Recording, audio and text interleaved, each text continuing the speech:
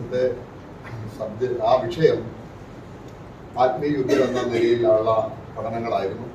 2 दिनों में हमारा यहाँ पर स्टडी और जिस विषय में हम लोग मनन कर रहे थे वो आत्मिक युद्ध के विषय में था.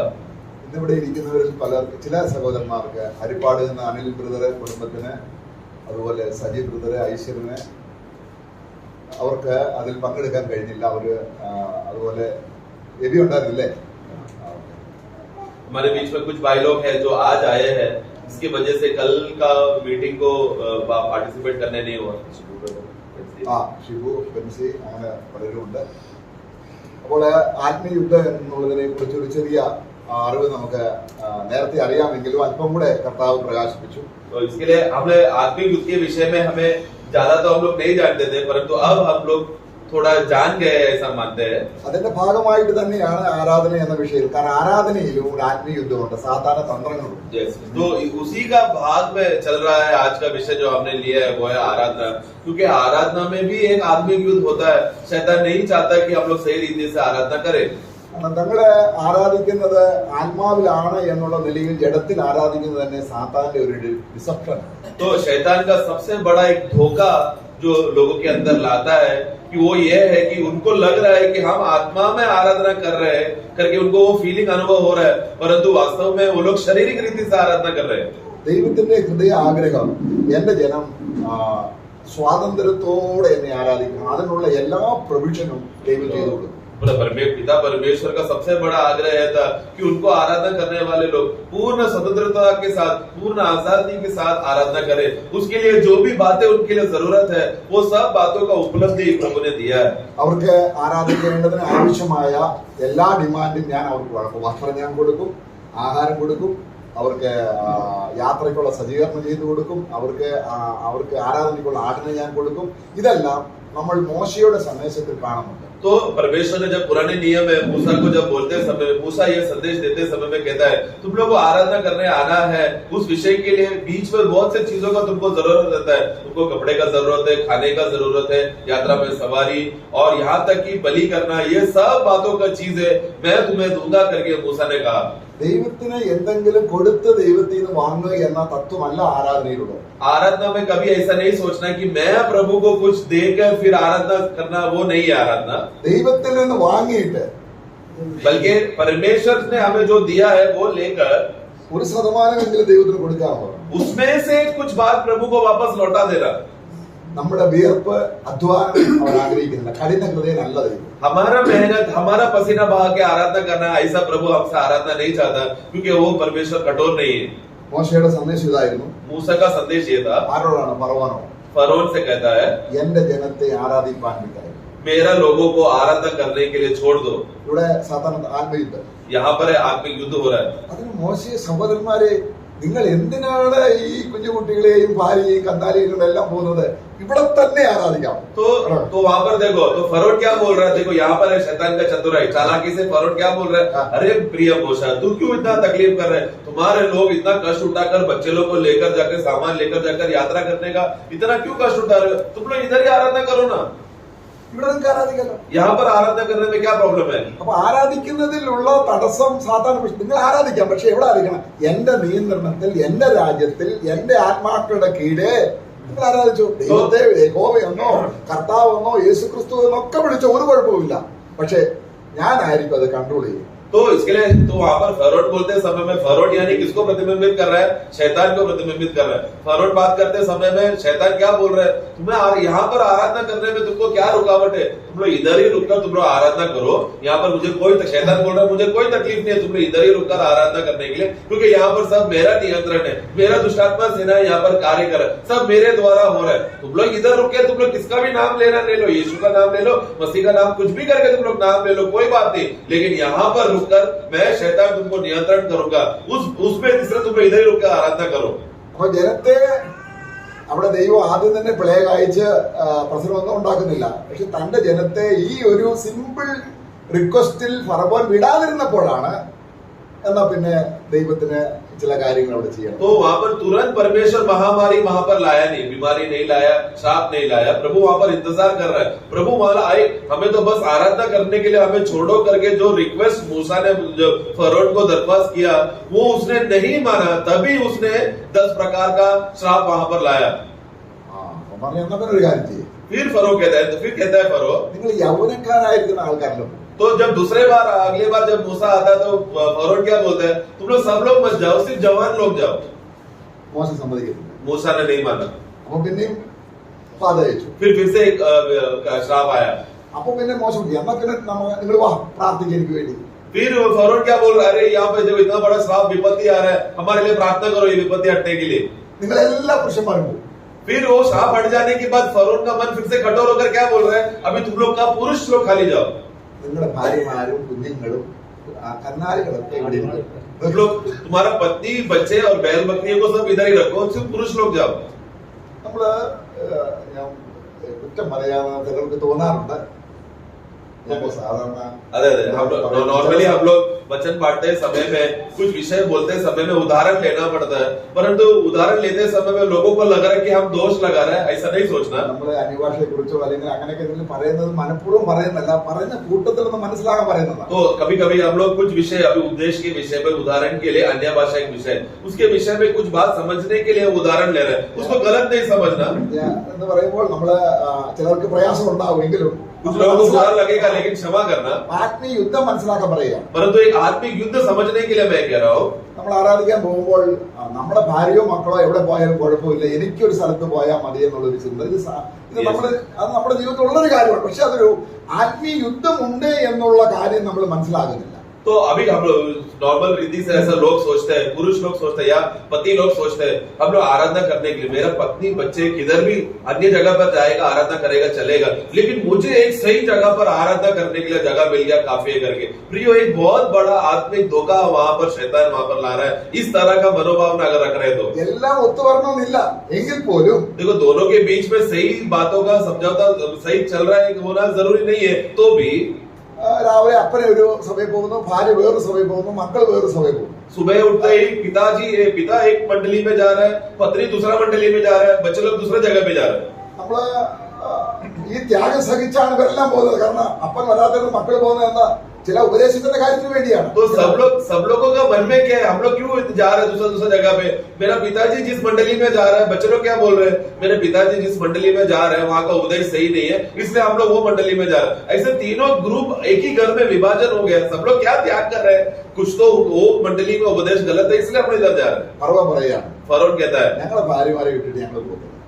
मूसा कहता है, मूसा ने क्या कहा, नहीं हम अपने स्त्री और बच्चों को हम छोड़कर नहीं जाएंगे. എന്നാ പിന്നെ ഒരു കാര്യം ചെയ്യും, तो फिर एक काम करो, നിങ്ങൾ എന്ത് ചെയ്യണം, तुम लोग क्या करना, ഈ ഭാര്യയും പിള്ളേരെല്ലാം കൊണ്ടുപോകും. पत्नी और बच्चों को लेके जाओ, നമ്മുടെ കന്നാലികൾ ഇവിടെ ഇരിക്കണം. लेकिन तुम्हारा भेड़ बकरिया जो जानवर है उसको तुम लोग रख के जाओ. ലാസ്റ്റ് പറയാണ് ഫറവോൻ, आखिरी में मूसा कहता है, फरोह ഞങ്ങളുടെ കന്നാലികളെ കൊണ്ടുപോയില്ലെങ്കിൽ ഏതിൽ നിന്നെടുത്ത് യഹോവയ്ക്ക് യാഗം അർപ്പിക്കണമെന്ന് ഞങ്ങൾ അറിയത്തില്ല. तो मूसा ने एक बात क्लियरिटी कर रहे, देखो हमें ये जानवरों के पशुओं का जरूरत है, क्योंकि क्यों कौन सा पशु लेकर किस रीति से आराधना करना है ये हम नहीं जानते. वो जगह पहुंचने के बाद परमेश्वर हमको बताएगा, इसलिए हमको ये जानवर भी चाहिए. നമുക്കിവിടെ ഭൂമിയിൽ കന്നുകാലികളോ ആടോ കാറോ അല്ലെങ്കിൽ വീടോ ഉണ്ടെങ്കിൽ അത് എനിക്ക് ദൈവം ഇവിടെ തന്നതാണെന്നുള്ള ചിന്ത ശരിയല്ല. ഇതും ദൈവത്തിന്റെയാണ്. इसके लिए हमें ये गलत फहमी नहीं रखना, प्रभु ने हमको थोड़ा गाय दिया, बैल दिया, कार दिया, घर दिया, संपत्ति दिया, ये सब प्रभु मेरे इस्तेमाल करने के लिए. प्रियो, गलत फहमी नहीं सोचना, उससे हटना. ये क्या है, प्रभु ने दिया है तो वापस प्रभु को लौटाने के लिए, उनको समर्पण करने के लिए प्रभु ने दिया है.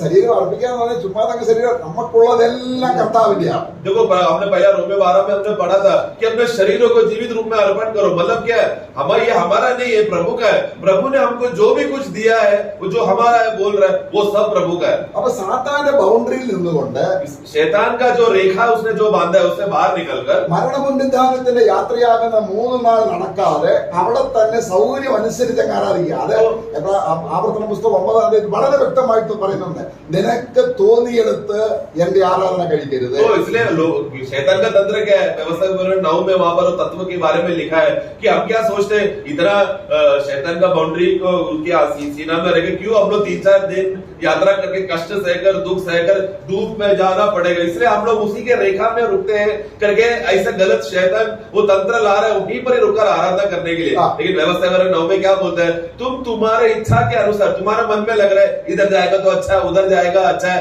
ऐसा सोचकर आराधना करने नहीं जाना। अब आराधനയ്ക്ക് യാഗം ആവശ്യമാണെന്ന് മൃഗം ആവശ്യമാണെന്നുള്ളത് നമ്മൾ കണ്ടു. तो हमने एक बात तो देखा, बलिदान आराधना में बलि करना, एक पशु को अर्पण करना जरूरी है, എന്നാൽ അതിൽ മാത്രം ഒതുങ്ങി നിൽക്കുന്നതല്ല ആരാധന. നമ്മൾ उसी में ही सीमित करके रखना नहीं आराधना। ആവർത്തന പുസ്തകം 26 1 മുതൽ 19 വരെ വാക്യം നമ്മൾ വായിക്കേണ്ട സമയമില്ലാത്തതുകൊണ്ട് വളരെ ഷോർട്ടായിട്ട് പറയാണ്. ड्यूटरोनॉमी का पुस्तक व्यवस्था विवरण 26 का 1 से 11 जब पढ़ते समय में वहां पर पूरा पढ़ेंगे नहीं, उसमें इस विषय में लिखा है ദൈവം ഇസ്രായേൽ മക്കളോട് ഈജിപ്തിൽ ദൈവത്തെ ആരാധിക്കാൻ പറയുന്നുണ്ടോ? क्या यहोवा परमेश्वर ने कभी भी एक बार भी इस्राएली लोगों को मिस्र देश में आराधना करो करके कहा गया?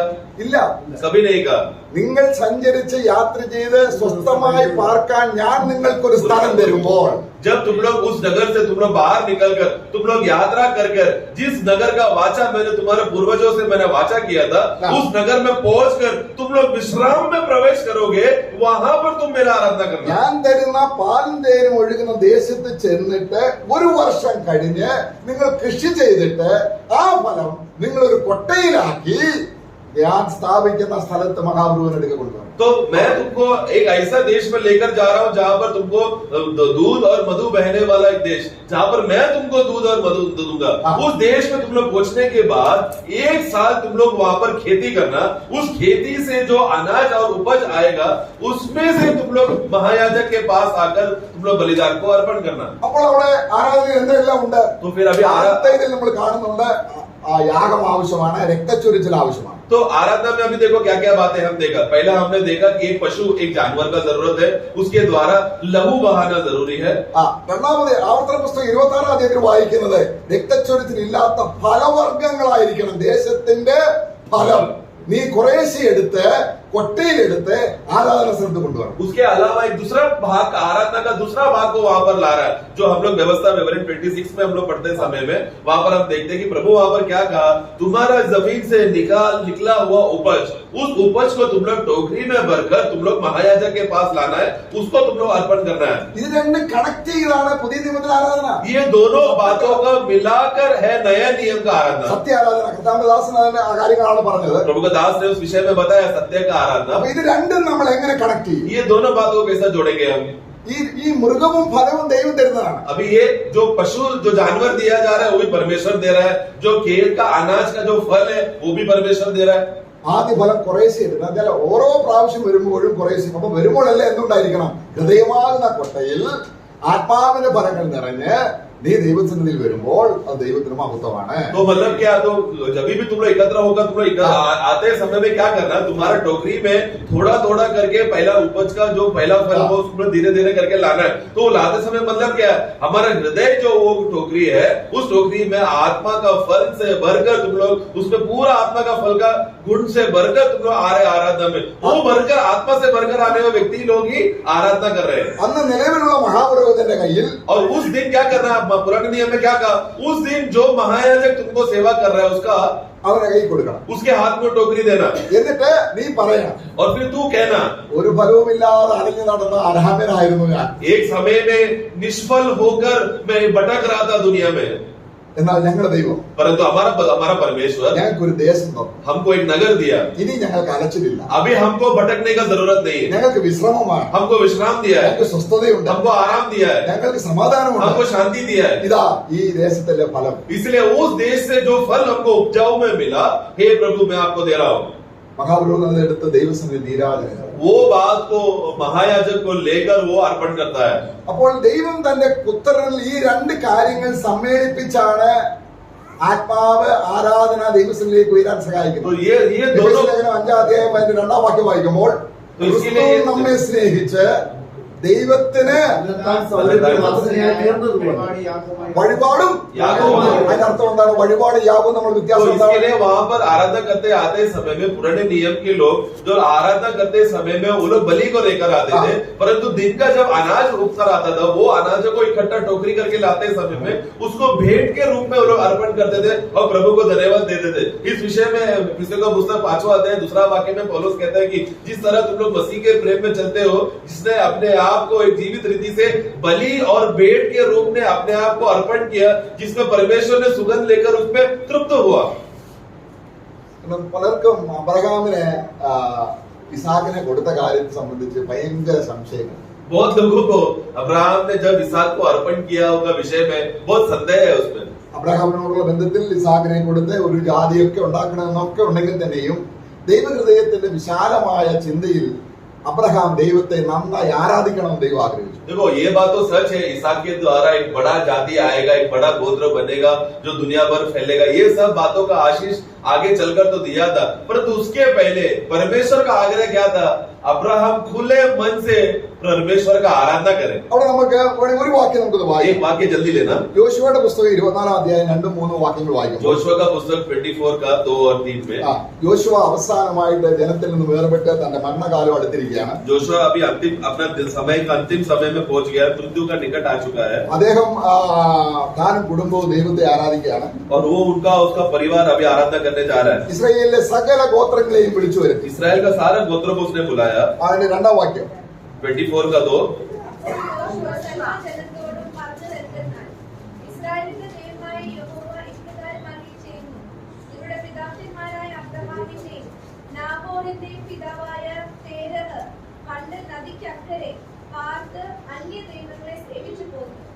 എന്നാൽ ഞാൻ നിങ്ങളുടെ പിതാവായ അബ്രഹാമിനെ നദിക്കക്കരെ നിന്ന് കൊണ്ടുവന്ന കനാൻ ദേശത്തൊക്കെയും സഞ്ചരിപ്പിച്ച് അവന്റെ സന്തതിയെ വർദ്ധിപ്പിക്കുകയും അവന്റെ ഇസഹാക്കിനെ കൊടുക്കുകയും ചെയ്തു. എന്താ പ്രിയമുള്ളവർ ഈ പറഞ്ഞ അർത്ഥം? यहाँ पर देखो तो प्रभु ऐसा क्यों हुआ कि 24 में ऐसा कह रहा है कि तुम्हारा पिता को वो नदी से इस पार अब्राहम इस पार लेकर आया, फिर उसको संतान प्राप्ति को पुष्टि दिया, उसमें संतान भी दिया और इसहाक को दिया, ऐसा वाक्य लिखा है। ഒരു അന്യ ആരാധനക്കാരനായിരുന്നു. तो उसका वाक्य 2 में क्या लिखा है? एक समय में अब्राहम जो 13 से आया है वो क्या करता था? उस पार नदी के उस पार अन्य देवों को मूर्तियों का आराधना करता था, എന്നാൽ परंतु നദി കടന്ന് नदी पार करके എന്നാൽ യൂഫ്രട്ടീസ് നദി കടന്ന് यूफ्रेट नदी को पार करके യൂഫ്രട്ടീസ് നദി കടന്നത് കൊണ്ടാണ് എബ്രായൻ എന്ന പദം വന്നത്. जब क्योंकि उसने वो यूफ्रेटिस नदी को पार किया तो पहले बार एब्रानी कौन है करके एक नाम अब्राहम को मिला, वो था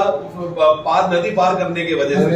ചരിത്രകാരന്മാര് പറയുന്നത് ഇങ്ങനെയാണ്, इतिहास हिस्टोरियंस ऐसा बोलते हैं അന്നത്തെ കാലത്ത് വിഗ്രഹങ്ങളെല്ലാം മണ്ണുകൊണ്ട് ഉണ്ടാക്കിയതാണ്. उन दिनों में जो मूर्तियां था वो सब मिट्टी से बनाया जाता था। ഈ തേരക്ക് തന്നെ വിഗ്രഹങ്ങൾ ഉണ്ടാക്കി അടുത്ത പട്ടണങ്ങളിൽ കൊണ്ട് വിൽക്കുന്ന വലിയൊരു വ്യവസായിയായിരുന്നു. अब्राहम का पिता जो 13 जो है वो उस समय का मेसोपोटामिया का नगर में सबसे बड़ा मूर्ति बनाकर बिजनेस करने वाला व्यक्ति था, मूर्तियों को बनाता था और बेचता था। ഒരുപക്ഷെ അബ്രഹാമിന് അങ്ങനെയുള്ള കാര്യങ്ങൾ വിശ്വാസമില്ലെങ്കിലും തന്റെ കൂടെയുള്ളവരെ പോരുമ്പോൾ വില വിഗ്രഹങ്ങളൊക്കെ എടുത്തോണ്ട് വരും. तो जब प्रभु ने उसको बुलाया था, नगर छोड़कर तुम लोग बाहर आओ करके, और मैं जिस नगर में लेकर आ रहा हूँ, जब प्रभु ने अब्राहम को वाचा बांधा था, हम जानते हैं कि अब्राहम अकेला नहीं आया था, उसका परिवार साथ में आया था। शायद ऐसा अब्राहम के पास शायद मूर्ति नहीं हुआ होगा, लेकिन उसके साथ आने वाले लोग जो थे उनके गोनियों में मूर्तियां थी। അപ്പോൾ വെള്ളത്തിലൂടെ പോകുമ്പോൾ तो अभी फ्रेत नदी को पार करके जाना है, पार करते समय में क्या हो गया? जो गोनी में मूर्ति रखा था അക്കരെ ചെല്ലുമ്പോൾ വിഗ്രഹം എല്ലാം മണ്ണിൽ അലിഞ്ഞു പോകും. ഒന്നിന്റെ അംശമില്ലാത്ത ഒരു तो अभी क्या हो गया? जैसे ये झुंड जो निकले थे मेसोपोटामिया से वहां पर पहुंचा और फिर वो लोग नदी उस पार फ्रेत नदी पार करके गया, तो जितने भी लोग गए पानी में से डूब कर गया। वो डूब के जाने से क्या हो गया? उनके गोनी में, उनके बैग में जो भी मिट्टी से बनाया मूर्तियां था वो सब पानी में ही घुल मिल गया। तो नदी उस पार गया तो उनके पास कुछ भी मूर्ति नहीं। അബ്രഹാമിന് വലിയ ബുദ്ധിയില്ലായിരുന്നു. എന്താ ഈ സ്വർണം കൊണ്ടോ വല്ല പിച്ചവളം കൊണ്ടോ ഉണ്ടാക്കിയാൽ മതിയായിരുന്നു, ബുദ്ധി പോയില്ല. നമ്മൾ അതിനേക്കാൾ മിടുക്കന്മാരാ. നമ്മൾ ഇത് കിടന്നപ്പോൾ വിഗ്രഹത്തെ എന്താ കൊണ്ടാണ് ഉണ്ടാക്കിയത്? കൊണ്ടുവന്നിരിക്കുക. हम लोग अभी अब्राहम को उतना समझ नहीं था कि वो चाहिए तो सोने से या पित्तल से या कोई भी मजबूत चीजें वो चाहिए तो मूर्ति बनाए, उसको उतना समझ नहीं था. लेकिन हम लोग कौन है? अब्राहम से भी बड़ा बुद्धिमान है. हम लोग ने क्या किया? हम लोग विश्वासी है बोलते हैं तो भी हम लोग ने एक सोने का मूर्ति, एक चांदी का मूर्ति, अलग अलग वस्तुओं से, जो मिट्टी का नहीं है, अलग अलग चीजों से मूर्ति बनाकर हमारे अंदर रखकर और अभी मीटिंग में आए हैं हम. ഇവിടെ ക്രിസ്തുവിനെ ദേശത്തെല്ലാം സഞ്ചരിപ്പിച്ചു. और उसको क्या किया? दुनिया भर उसको घुमाया. അങ്ങോട്ട് നടക്കുക, ഇങ്ങോട്ട് നടക്കുക, വലത്തോട്ട് നടക്കുക, ഇടത്തോട്ട് നടക്കുക, ഇതൊക്കെ വെച്ചാണ് പലരും ആരാധിക്കുന്നത്. പണ്ട് നമുക്ക് അത്ര സ്ഥലമുള്ളതാണ്, ഇപ്പോൾ വടക്കോട്ട് നടക്കാൻ പറഞ്ഞാൽ കുറച്ചും കൂടെ കേಳಿ. അപ്പോസ്തലപ്രവൃത്തികൾ വായിക്കുന്നത് 4 ഇഞ്ച് നിലം ദൈവത്തിന് കൊടുത്തില്ല. तो वहां पर यहाँ पर एक बात समझना, प्रभु ने जब अब्राहम को बुलाया था, अब्राहम को हर समय में रास्ता दे रहा था. पहले इधर चलो, फिर दाया चलो, बाया चलो, इधर करो, उधर चलो करके बोलते समय में. ये वाक्य पढ़कर आज के लोग क्या बोलते हैं? प्रभु ने हमको पहले छोटा सा आशीष दिया, फिर हमको जगह से उठाया, वो जगह पर लेकर गया, उधर थोड़ा और आशीष किया, फिर यात्रा करके फिर उसको मिस इंटरप्रिटेशन कर रहे हैं. लेकिन अगर प्रेरितों के कार्य में अगर हम पढ़ेंगे अब्राहम के बारे में, अब्राहम को जिधर जिधर जगह पर गया, एक जगह पर भी पैर रख के खुद का जमीन है बोलने का जगह उसको जमीन नहीं मिला. പിന്നെ എന്തിനാ ഇസാക്കിനെ കൊടുത്തത്? അവിടെ ഇസാക്കിനെ കൊടുത്തു എന്ന് പറയുന്നത് फिर यहाँ पर अभी हमने क्या पढ़ा? उसको संतानों को भी दिया और इसाक को भी दिया. जोशुआ 24 का 3 में അതിനെ എടുത്തു പറയുന്നത്. ऐसा क्यों? इसाक का नाम उठा के लिया है, संतानों में इसाक नहीं है क्या? അബ്രഹാം, വിഗ്രഹാരാധിയായ നിനക്ക് എന്നെ ആരാധിക്കണമെങ്കിൽ ഞാൻ തന്ന ദാനം തന്നെ നീ പലർക്കും തെറ്റിപ്പോകുന്നത് ഇസാക്കിനെ പോയി കൊന്ന് പാവയാഗം അർപ്പിക്കാനാണ്. देखो വളരെ വ്യക്തമായിട്ട് നമ്മളെ വായിക്കാം. तो इसके लिए പുസ്തകം 22-ാം അധ്യായം. वहां पर इसलिए जब प्रभु का देखो सबसे पहला आग्रह क्या है? परमेश्वर ने अगर आग्रह रखा है तो परमेश्वर जो चीज दिया है उसी चीज को लेकर उसको आराधना करना है. बहुत तो इसके लिए जब प्रभु ने अब इसाक को देते समय में, इसाक कौन है? इसाक को परमेश्वर ने दिया हुआ वाचा का संतान है. बाकी अब्राहम के जो भी संतान कौन थे, उसमें अब्राहम ने खुद मेहनत करके शरीर का सामर्थ्य से आया हुआ संतान है. सिर्फ इसाक ही कौन था? परमेश्वर ने दिया हुआ वाचा का संतान, परमेश्वर की ओर से. तो आग्रह क्या है? परमेश्वर क्या चाहता है? जो परमेश्वर ने दिया है वही वस्तु से आराधना करना है. अभी ये जब प्रभु इसाक को पर्वत में लेकर जाते समय में लोगों में दूसरा एक गलतफहमी का विषय आता है. उसको उन लोगों को क्या लगता है कि उसका गला काटकर पाप बलि के रूप में बलिदान करने के लिए लेकर गया करके हम सोचते हैं. അബ്രഹാമേ, നിന്റെ വിയർപ്പ് കൂടാതെ, നിന്റെ അധ്വാനം കൂടാതെ, നിന്റെ പരിശ്രമം കൂടാതെ, നിന്റെ നിർജീവ അവസ്ഥയിൽ സാറായി ദാനമായി ഞാൻ തന്ന പൈതല് അവന്റെ യാഗപീഠത്തിൽ വെക്കണം. എന്താണ് അതിന്റെ അർത്ഥം? प्रभु ने क्या मांग किया परमेश्वर ने अब्राहम से? हे अब्राहम, तूने बिना पसीना किए, तूने बिना मेहनत किए, तेरा बिना कोई शरीर के समझ से मैंने तुझे एक दान दिया है. जो सारा को, जो उस समय में वो निर्जीव थी, संतान नहीं हो सकता, ऐसे समय में मैंने तुझे आशीष देकर मेरा अनुग्रह के द्वारा तुझे एक संतान मिला है जिसमें तेरा कोई मेहनत नहीं हो सकता था. ऐसे समय पर तुझे संतान दिया, उसी संतान को तू क्या करना?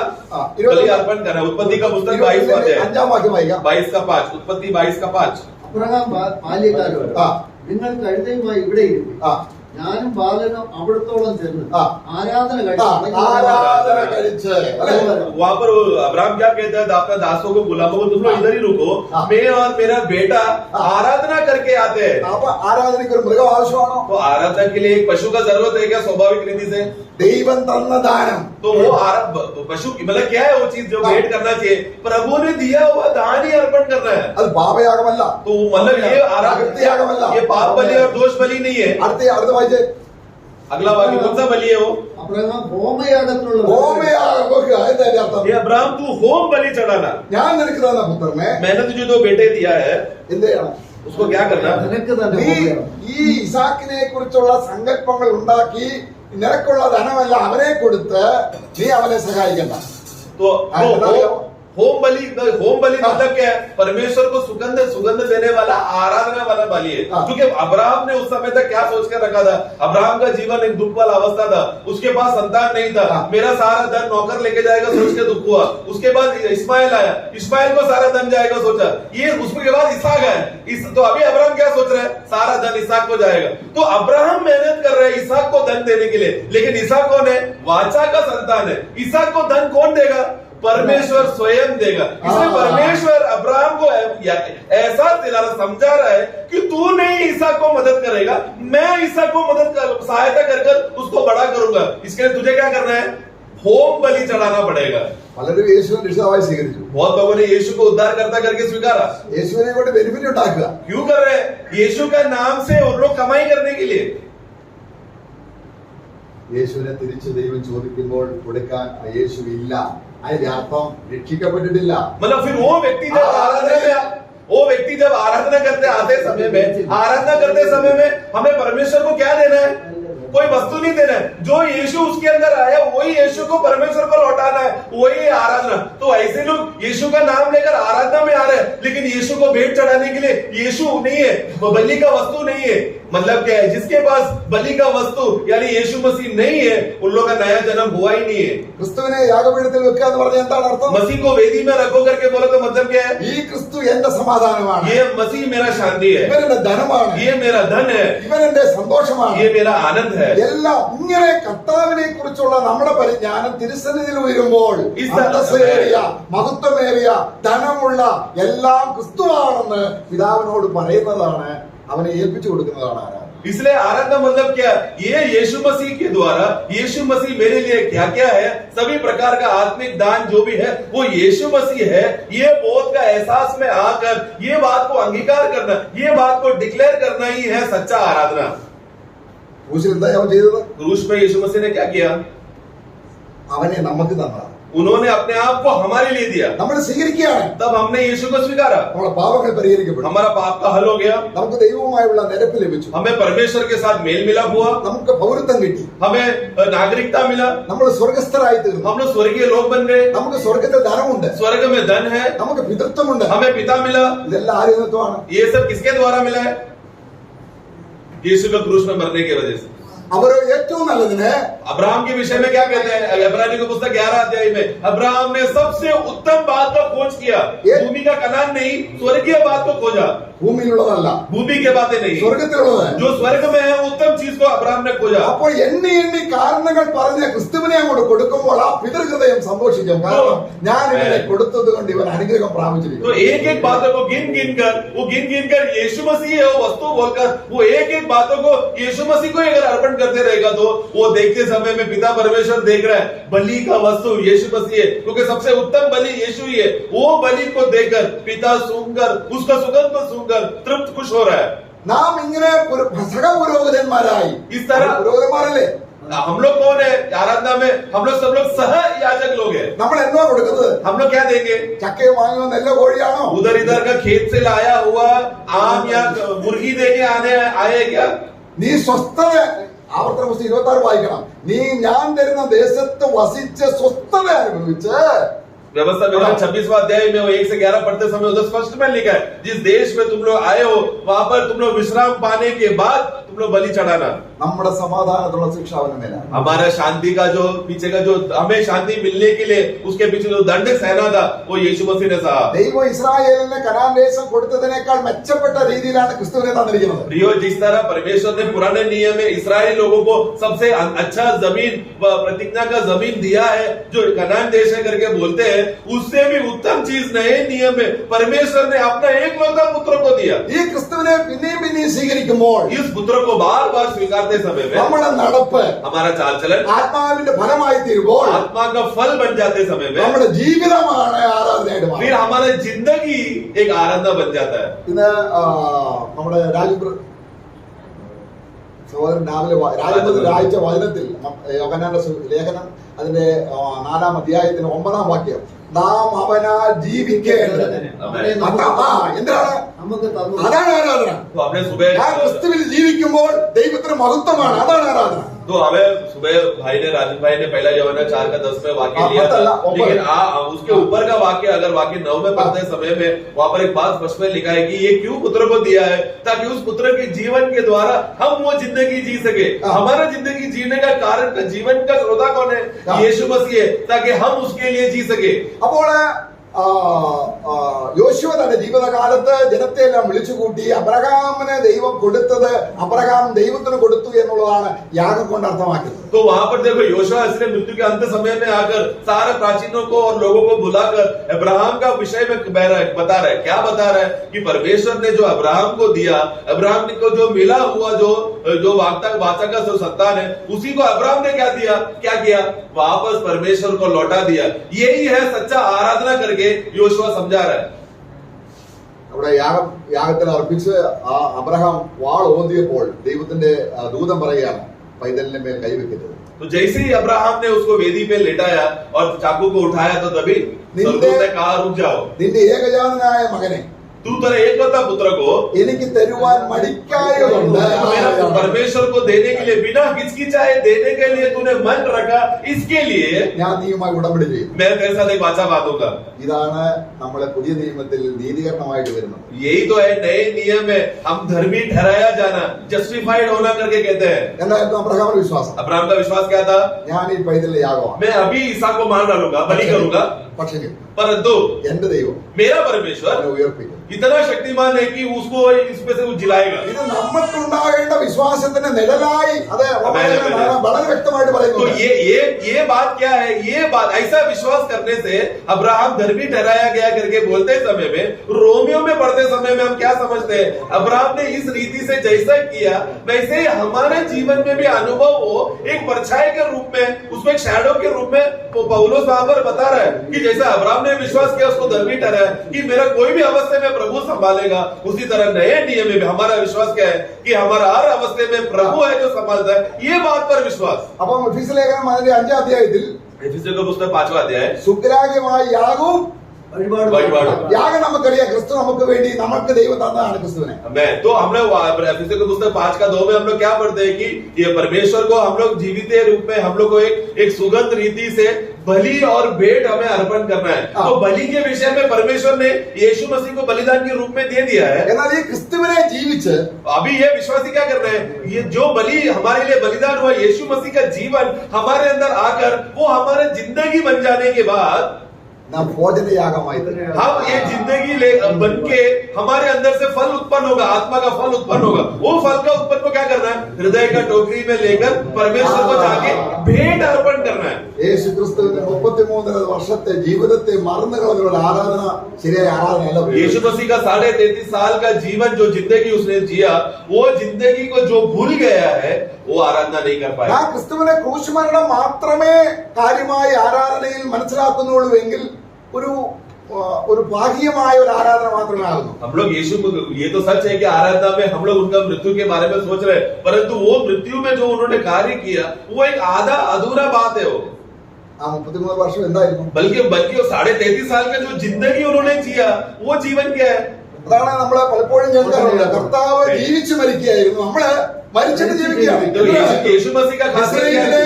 ഫലങ്ങൾക്ക് മരിച്ചിട്ട് यीशु मसीह का जीवन का खासियत क्या? देखो, वो जी रहा है फिर मर रहा है। हम लोग कैसे है? यीशु मसीह में विश्वास करके मरा, फिर हमारा विश्वासी जिंदगी शुरू हुआ। നമുക്ക് എബ്രായ ലേഖനം 8-ാം അധ്യായം 3-ാം വാക്യത്തിൽ 8-ാം അധ്യായത്തിലേക്ക് നമ്മൾ വരുമ്പോൾ इब्रानियों का पुस्तक 8वां अध्याय में हम पढ़ते हैं। യേശു ക്രിസ്തു മഹാപുരോഹിതന്റെ റോള് എബ്രായർക്ക് ശരിക്കും മനസ്സിലായില്ല. यीशु मसीह का महायाजक का जो सेवा है वो इब्रानियों के उस समय के दासों को समझ में नहीं आया, लोगों को।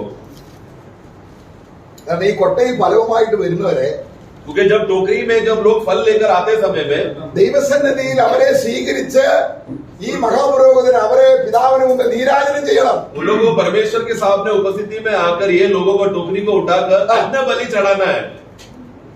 അത് നമ്മളെ ആ കൊട്ടയെ കിട്ടുന്നുണ്ടോ? तो मतलब क्या, महायाजक जब अर्पण करते समय में वो किसको अन्न बलि के रूप में चढ़ा रहा है? जो व्यक्ति वो टोकरी में फल लेकर आए, मतलब वो प्रतिबिंबित कर रहे हैं कि वो व्यक्ति वहां पर आ रहा है। तो उसी तरह महायाजक प्रभु यीशु मसीह जब अर्पण करते समय में उनके हाथ के टोकरी में हम लोग है क्या? 8-ാം അധ്യായത്തിന്റെ എബ്രായ ലേഖനം 8-ാം അധ്യായത്തിൽ 1-2 വാക്യങ്ങൾ വായിക്കുമ്പോൾ 8-1 പഠിത്ത സമയം പറയുന്നതിന്റെ സാരം എന്നാൽ സ്വർഗത്തിൽ മഹിമാസനത്തിന്റെ വലത്തുഭാഗത്ത് ഇരുന്നവനായി വിശുദ്ധ സ്ഥലത്തിന്റെയും മനുഷ്യനല്ല കർത്താവ് സ്ഥാപിച്ച സത്യകൂടാരത്തിന്റെയും ശുശ്രൂഷനായ മഹാപുരോഹിതൻ നമുക്ക്. ഈ കാര്യത്തെ കുറിച്ചാണ് ഇതിന്റെ വിശദീകരണമാണ് 5-ാം അധ്യായത്തിൽ വായിക്കുന്നത്. മൽക്കിസേദെക്കിന്റെ ക്രമപ്രകാരം 5-ാം അധ്യായത്തിന്റെ 9-ാം ഇത് പറഞ്ഞാൽ നിങ്ങൾക്ക് മനസ്സിലാകത്തില്ല. കാരണം നിങ്ങളുടെ ജീവിത നടപ്പിൽ ഒരു ഫലം കിട്ടുന്നില്ല. കാര്യം എന്താണ്? हाँ, तो 8 का 2 1 और 2 में पढ़ते समय में हमारे लिए एक महायाजक है करके यीशु मसीह बोल रहा है, परंतु ये किसका कंटिन्यूएशन है? इब्रानियों का पुस्तक 5वां अध्याय में 5वां अध्याय में मलकीसदेक के क्रमांक के अनुसार प्रभु यीशु मसीह हमारे लिए जो महायाजक का पद में वो आया हुआ सेवा के विषय में आया है। इस विषय में 5 का 11 में प्रभु को कहता है कि इब्रानी दास कहता है कि इस विषय में मुझे बोलने के लिए बहुत से बातें हैं, परंतु ये तुम लोग समझ नहीं पाओगे। क्यों? क्योंकि तुम लोगों ने अभी तक एक फल रीति में प्रभु यीशु मसीह के लिए उपलब्ध होने वाला जिंदगी तुम लोग पे पहुंचे नहीं हो। तुम अभी भी शिशु हो, दूध पीने का अवस्था है। कड़क भोजन खाकर तुम लोग प्रभु के लिए उपयोगी पात्र नहीं बन रहे। കാര്യം അവര് എന്താ എവിടെയാണ് അവരെ ക്രമീകരണം? യാഗം അർപ്പിക്കുക, ദൈവത്തിൽ വരാനുള്ള യോഗ്യത നേടുക, അത് മാത്രമേ അവർ ചിന്തിക്കുന്നുള്ളൂ. वो लोग हमेशा क्या सोच रहे हैं? बस रोज थोड़ा बलिया लेकर आएंगे, थोड़ा जानवर को लेकर आएंगे, बलिया करेंगे, वध करेंगे, हमारा काम हो गया। ഭോജനയാകുന്നതിന് കാര്യം അവർക്ക് അറിയത്തില്ല. परंतु अन्न बलि के विषय में जो अर्पण करना है, अपने आप अपना जिंदगी को ही अर्पण करने का विषय में उन लोगों को नहीं मालूम। അപ്പൊ യേശു കർത്താവ് 33 വർഷം ഈ ഭൂമി നീതിമാനായി ജീവിച്ച ആ ജീവിതം നമ്മളിൽ കൊണ്ടുവരണം. तो इसके लिए यीशु मसीह हमारे लिए मरा, वो जीवन का जब आरंभ हमारे जीवन में मृत्यु के द्वारा हम यीशु के मसीह जीवन में शुरुआत प्रवेश कर रहे हैं। वो मृत्यु का जीवन आकर पुनरुत्थान का जीवन में हम लोग जीने के बाद अभी जिंदगी जीते समय में कौन सा जीवन चाहिए? जो 33.5 साल यीशु मसीह जो जिया, वही सेम जीवन अभी हमारे अंदर कार्य करना चाहिए। അപ്പൊ ഇവിടെ രണ്ടാമത് അർപ്പിപ്പാൻ 5 का വഴിപാടും യാഗവും അർപ്പിപ്പാൻ മഹാപുരോഹിതനും വഴിപാട് യാഗം അർപ്പിക്കാൻ നിയമിക്കപ്പെടുന്നു. ആകയാൽ അർപ്പിപ്പാൻ ഇവനും വല്ലതും വേണം. ഇനി യേശു ക്രിസ്തു അർപ്പിക്കാൻ എന്താ ഇനിയുള്ളത്? वहां पर पढ़ते समय में अर्पण करने वालों के लिए अभी उसको अर्पण करने के लिए कुछ चाहिए। अभी यीशु मसीह के पास क्या होगा अर्पण करने के लिए? महायाजक जो नियुक्त है, കർത്താവ് മുമ്പിലായും പറഞ്ഞു, പിതാവേ, ഹോമയാകും നീ ഇച്ഛിച്ചില്ല, ഇതാ ഒരു ശരീരം ഒരുങ്ങി, ഈ ശരീരത്തിൽ ഞാൻ നിനക്ക് മരിച്ച് പുനരുദ്ധാനം ചെയ്ത യേശു നീ എന്താ അർപ്പിക്കാനുള്ളത്? देखो 8 का 3 जब पढ़ते समय में हिंदी में पढ़ना 8 का 3, क्योंकि जो काम व्यवस्था शरीर के कारण दुर्बल होकर न कर सकी, इब्रानियों 8 का रोमियो नहीं, ഏത് മഹാപുരോഹിതനും വഴിപാടും യാഗവും അർപ്പിപ്പാൻ നിയമിക്കപ്പെടുന്നു. ആകയാൽ അർപ്പിപ്പാൻ ഇവന് വല്ലതും വേണം. വഴിപാടും യാഗവും और 8 का 3 पढ़ना, क्योंकि हर एक महायाजक भेंट और बलिदान चढ़ाने के लिए ठहराया जाता है। इस कारण अवश्य है कि इस याजक के पास भी कुछ चढ़ावा। देखो इस याजक के पास भी, इस याजक मतलब कौन? यीशु मसीह जो हमारा महायाजक है, इस याजक को भी चढ़ाने के लिए कुछ चाहिए। अभी जरा सोचना प्रियो, यीशु मसीह महायाजक का अवस्था में कब आया? पुनरुत्थान के बाद आया। तो यीशु मसीह जब भूमि में जीते समय में उन्होंने क्या बोला? मैं एक बलि के रूप में अर्पण होना चाहता हूँ, क्योंकि होम बलि, पाप बलि के विषय में, होम बलि के विषय में बाकी बलियों की आपने इच्छा नहीं किया, इसलिए मैं अपने आप को ही अर्पण करता हूँ। इसके लिए प्रभु यीशु मसीह का शरीर ही एक बलि के रूप में तैयार होकर वो आया था। तो वो आया, मरा, अभी पुनरुत्थान होने के बाद वचन क्या कह रहा है? महायाजक बनने के बाद इब्रानियों 8 का 3 में कहता है कि उनको कुछ चाहिए अर्पण करने के लिए। वो क्या है? പാപയാഗം അർപ്പിക്കാൻ നമ്മൾ ക്രൂശിൽ കയറി മരിച്ച് നമ്മുടെ രക്തമല്ല പാപം, അത് ക്രിസ്തുവിന് മാത്രമേ ചെയ്യാൻ കഴിയൂ. देखो पाप बलि अर्पण करने के लिए हम लोग जाके क्रूस में मरकर हमारा लहू बहाएगा तो परमेश्वर स्वीकारेगा क्या? पाप बलि के लिए परमेश्वर सिर्फ और सिर्फ यीशु मसीह को ही स्वीकारेगा। उनका मृत्यु, उनका खून बहाया जाना सिर्फ यीशु का ही स्वीकारेगा, हमारा नहीं स्वीकारेगा। അപ്പോൾ നമ്മളിൽ ക്രിസ്തു ജീവിക്കുമ്പോൾ, इसलिए हमारे अंदर जब मसीह जीता है, ഈ പുത്രനെ തന്നതിലുള്ള ആ സൽഗുണങ്ങളെ ഘോഷിക്കുമ്പോൾ, इस पुत्र को दिया हुआ मेरे प्रभु ने मुझे मसीह को दिया, उस मसीह को मिलने की वजह से मुझे आत्मिक धन का, महिमा का क्या क्या बातें हैं करके ये बात का जब हम घोषणा करते रहते हैं, അവൻ അവളെ വചനത്തോടു കൂടി ജലസ്നാനത്താൽ കരയും ചുടുക്കവും മാലിന്യവും പിതാവുണ്ട്. 5वां अध्याय में हम पढ़ते हैं कि उसने अपने आप को, उसने अपना दुल्हन को अपने बिना कोई दाग और ज्यूरी के रीति से, निष्कलंक रीति से उसने अपने आप के लिए अपना दुल्हन को तैयार करके रखा है। അപ്പോൾ ഇസാക്കിനെ ദൈവം കൊടുത്തത് യാഗപീഠത്തിൽ വെക്കാനാണ്. तो इसके लिए इसहाक को जब दिया गया था वेदी में रखकर, ദൈവം പറയാണ്, परमेश्वर कहता है, എന്താ പറയുന്നത് അറിയാമോ? क्या कहता है? അവിടെ പറയേണ്ടത്, ഗ്രാമർ അനുസരിച്ച് പറയേണ്ടത്, നീ എന്നെ അനുസരിച്ചത് കൊണ്ടെന്നാ പറയേണ്ടത്. तो वहां पर अगर उसका व्याकरण के अनुसार देखा जाए तो ऐसा कहना चाहिए कि अब्राहम तूने मेरा बात सुना, इसके लिए मैं स्वीकारा हूं करके। പക്ഷെ എന്താ ദൈവം പറഞ്ഞത്? परंतु वहां पर लिखा गया है, എനിക്ക് തരാൻ മടിക്കായികയാണ്. അതല്ല, നമ്മൾ ആ വാക്യം വളരെ പ്രധാനമുള്ളതാണ്. നമ്മള് एक्सोडस 20 उत्पत्ति 22 നീ എന്നെ ഭയപ്പെടുന്നു. ഭയപ്പെടുന്നു. എന്താണ്? എന്താണ് ഭയപ്പെടുന്നു എന്ന് പറഞ്ഞാൽ അർത്ഥം? तो तू मुझसे भय करता है करके हम वहां पर पढ़ते हैं। ഭയപ്പെടുന്നു എന്ന് പറഞ്ഞ അർത്ഥം എന്താണ്? कि तू परमेश्वर का भय मानता है। എന്താ കാര്യം? उसका मतलब क्या है? ദൈവം തരാത്തത് എന്തെങ്കിലും ഞാൻ കൊടുത്താൽ അത് ദോഷമാണെന്നറിയാം. तो ദൈവത്തെ ഭയപ്പെട്ടു. अब्राहम डर गया। अब्राहम किस बात का डर था?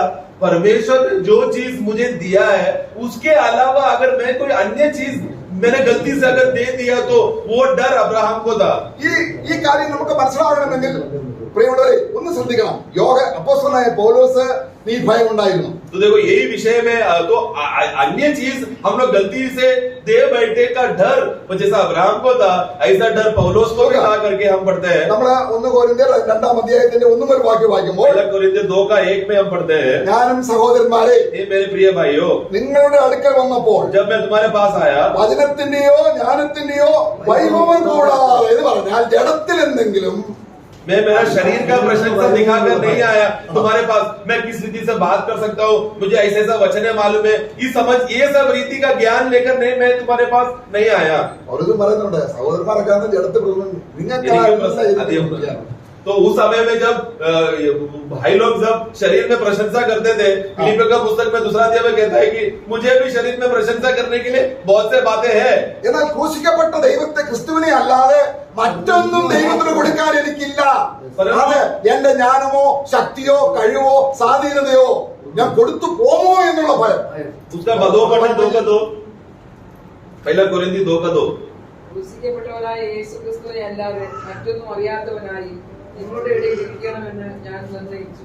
2:2 पढ़े। कि मैंने ये ठान लिया था कि हाँ। हमारे बीच यीशु मसीह वरन क्रूस पर चढ़ाए हुए मसीह को छोड़। हाँ, तो पौलोस ने ठान लिया था कि मैं मसीह को छोड़ में और किसी को ना चढ़ो। मतलब पौलोस में एक डर था कि उसके जीवन में वो मसीह को जो उसको मिला है उसको छोड़ कोई और अन्य चीज को ना दे। उसका डर यही था कि मैं हमेशा मैं प्रभु को ही देते रहूं, अनजाने में किसी और को ना दूं। ഞാൻ ബലഹീനതയോടെ मैं कमजोरी में डर के വളരെ നടുക്കത്തോടുകൂടി और कांपते हुए वर्ष 3 में क्या है वो ന്യായപ്രമാണ പ്രകാരം പലതും കൊടുക്കാൻ ദൈവത്തിനുണ്ട്. और पौलोस के पास है ना व्यवस्था के अनुसार बहुत होशियारीपन, बहुत चालाकी, बहुत ज्ञान है उसके पास देने के लिए।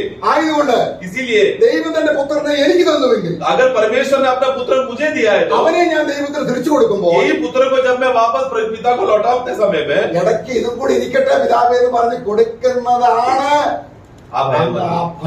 तो पौलोस का डर क्या था? अभी मुझे वापस देते समय में जो पिता ने मुझे पुत्र को दिया है लौटाते समय में पुत्र को देना है, लेकिन देते समय में हमारा शारीरिक कमजोरी क्या है? देते समय में हम अपना भी चीज कुछ मिक्स करके उसके साथ देने का ऐसा ना हो, वो डर पौलोस को था। 4-ാം വാക്യം നോക്കുക. बाकी 4 നിങ്ങളുടെ വിശ്വാസത്തിന് हमारा विश्वास के लिए മനുഷ്യന്റെ എന്ന് പറയുന്നത് എന്റെ ജ്ഞാനമല്ല, मतलब उसको मनुष्य का ज्ञान नहीं, मतलब मेरा ज्ञान नहीं, എന്റെ ജഡജ്ഞാനമല്ല, താൻ ഫിലോസഫറാണ്. मेरा शारीरिक ज्ञान नहीं, क्योंकि वो एक बहुत बड़ा फिलोसोफर ज्ञानी था वो, ദൈവത്തിന്റെ ശക്തി തന്നെ बल्कि परमेश्वर का सामर्थ्य ही ആധാരമായിരിക്കേണ്ടതിന് उसको वजूद में रखते हुए, आधार रखते हुए എന്റെ വചനം मेरा वचन എന്റെ വചനം പറഞ്ഞ എന്താ? मेरा എന്റെ वचन ക്രിസ്തു.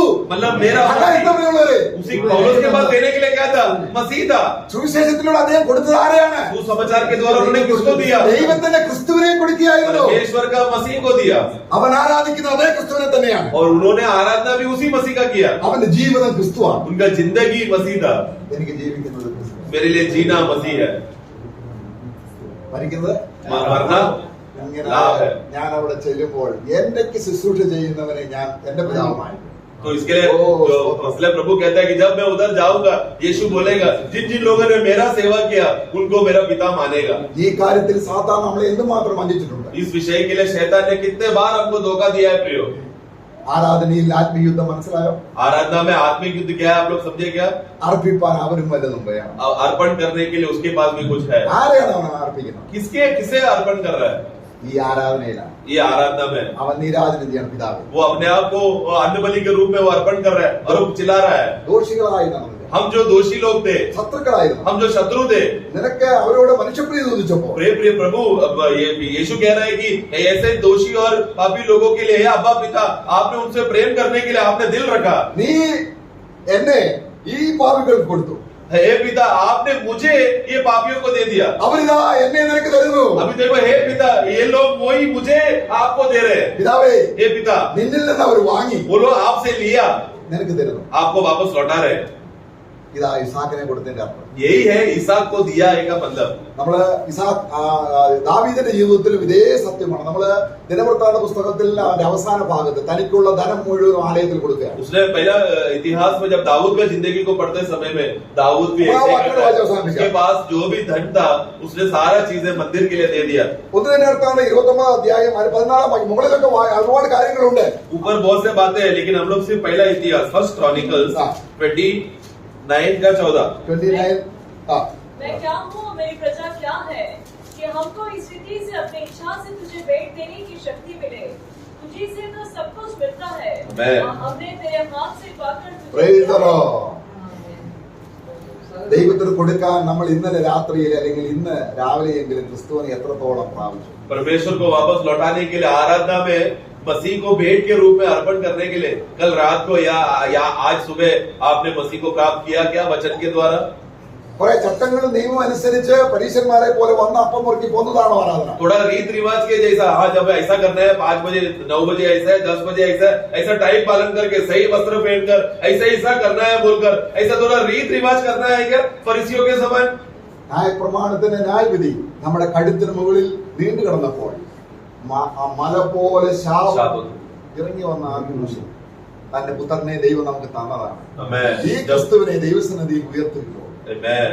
व्यवस्था का मांग ये था कि पाप करने वाला व्यक्ति उसका मजदूरी देना पड़ेगा, वो मजदूरी मृत्यु है। ऐसा पाप से भरा हुआ इतना बड़ा पहाड़ हमारे ऊपर था, इतना बड़ा श्राप पहाड़ जैसा हमारे ऊपर रहते समय में उसके ऊपर यीशु मसीह ने उस क्रूस को चढ़ाकर हमारा सारा पहाड़ से भरा हुआ बातों को उसने खत्म करके पिता अपने पुत्र को हमें दे दिया ताकि हम वापस वही पुत्र को यीशु परमेश्वर को लौटा सके। അവരെ അതേ പിതാവ് അവനെ ഏകനായിട്ട് അയച്ചു. ഇതാ ഞങ്ങള് കുറെ ഒരു जब यीशु मसीह आया वो अकेला आया था, लेकिन वो यीशु मसीह अभी महायाजक बनने के बाद वो वापस कैसा जा रहा है? अकेला आया था, लेकिन देखो हे पिता आपने दिया हुआ मेरे सह भाई लोग मैं उनको भेंट करता हूँ बोलकर यीशु अकेला नहीं जा रहा है, हमें भी लेकर गया है। യേശുവിന്റെ പരസ്യ ജീവിതത്തിൽ ഒരിക്കൽ പോലും ശിഷ്യന്മാരോടൊപ്പം മുട്ടുമടക്കി ഞങ്ങളുടെ പിതാവെന്ന് പറയാൻ യേശുവിന് കഴിഞ്ഞില്ല. यीशु मसीह जब 33.5 साल दुनिया में जीते समय में 3 साल का सेवा जब उसने किया, उस 3.5 साल का सेवा में एक बार भी वो लोग चेले लोग सब साथ में मिलकर चलो आप प्रार्थना करते हैं ऐसा अवस्था उनके जीवन में नहीं हो पाया, കാരണം യേശു മാത്രമായിരുന്നു ദൈവത്തിന്റെ മകൻ. क्योंकि उस समय में यीशु अकेला ही परमेश्वर का पुत्र था। എന്നാൽ എബ്രായ ലേഖനം 2-ാം അധ്യായം അതിന്റെ 10-11 വാക്യം അനേക പുത്രന്മാരെ തേജസ്സിൽ നയിക്കുമ്പോൾ അവരുടെ രക്ഷാനായകനെ കഠാനുഭവങ്ങളിലാക്കിയിട്ട് പറയുകയാണ് വിശുദ്ധീകരിക്കുന്നവനും വിശുദ്ധീകരിക്കപ്പെടുന്നവർക്ക് ഒരുവനല്ലോ പിതാവ്. അത് നിമിത്തം സഹോദരന്മാർക്ക് വിളിപ്പാൻ ലഭിക്കുന്നത് എന്റെ സഹോദരന്മാരോടുകൂടെ നിന്നെ ആരാധന. പ്രിയമുള്ളവരെ ഇന്നത്തെ ആരാധനയിൽ നമ്മുടെ ക്രിസ്തു മിസ്റ്റിക്കലായിട്ടുണ്ടായിട്ടുണ്ട്. तो इसलिए इब्रानियों का पुस्तक 2 अध्याय 9, 10, 11 में हम लोग पढ़ते समय में पवित्र करने वाला और पवित्र किए जाने वालों का दोनों का मूल एक ही है। इसके लिए क्योंकि हमारा मूल एक ही है, पिता हमारा भी पिता और यीशु मसीह का पिता एक ही होने की वजह से इब्रानियों 2:11 में लिखता है कि वो हमें भाई बोलने के लिए वो लज्जाता नहीं, उतना हमसे वो प्रेम करता है और हमें स्वीकार कर महायाजक के रूप में बोलता है हे पिता आपने दिया हुआ संतान जो मेरे भाई है हम साथ में आपका नाम को गुणगान करते हैं। നമുക്ക് പിന്നെയും അവനെ പിതാവിൽ നിന്ന് വാങ്ങാം. इसके लिए प्रियो आज हम लोग यहाँ पर एकत्र होते समय एक बात समझना, आत्मिक रीति से हमारा बड़ा भाई हमारे बीच में था, इसलिए हम लोग आराधना करते समय में पिता ने जो पुत्र को हमें दिया है आराधना में उसी को हम वापस लौटाए। നമ്മളെ പിതാവിനെ അർപ്പിക്കാൻ ക്രിസ്തുവിന്റെ കൈ ശൂന്യമാകാതിരിക്കാൻ നമ്മൾ അവന്റെ കരങ്ങളിൽ തന്നെ ആയിരിക്കും. इसके लिए जब आपने इब्रानियों 8:3 में क्या पढ़ा, महायाजक जब अर्पण करने आएगा उनके हाथ में कुछ चाहिए, इसलिए उसके हाथ में खाली ना रहते हुए हम लोग उनके हाथ में सदा बने रहे, ऐसा अवस्था ऐसा जिंदगी हमारा होए ताकि हम हमेशा प्रभु के उपलब्ध रहे। നമ്മളെ ഈ കൂടിയൊരുവ് അങ്ങനെ ഒരു പെട്ടെന്ന് യാദൃശ്ചികമായിട്ട് ഉണ്ടായതാണ്, നേരത്തെ തീരുമാനിച്ചതൊന്നുമല്ല. हमारे यहाँ पर इस तरह एकत्र होना एक इत्तेफाक से हुआ है, प्लान नहीं किया था। നമ്മുടെ ബേബുട്ടി സഹോദരന്റെ ഹൃദയത്തിൽ ഉണ്ടായ ഒരു അല്ലെങ്കിൽ തീത്തോസിന്റെ ഹൃദയത്തിൽ സ്വതകാഴ്ചയുടെ ഒരു ആശയം വന്നതുപോലെ ദൈവത്തിന് മഹത്വമായി എന്നത് നമ്മൾ വായിക്കുന്നുണ്ട്. അതുപോലെ तीतोस का जीवन में भेंट के विषय में जब अर्पण करने का विषय में कुछ विषय आया था तो वो आशीष बना, उसी तरह हमारे बीच में भाई बेबुटी ब्रदर को भी ये एक इच्छा हुआ था जिसके द्वारा ये मीटिंग मुमकिन हो पाया प्रभु की दया से। उस विषय में 5 मिनट भाई थोड़ा बताएंगे हमको।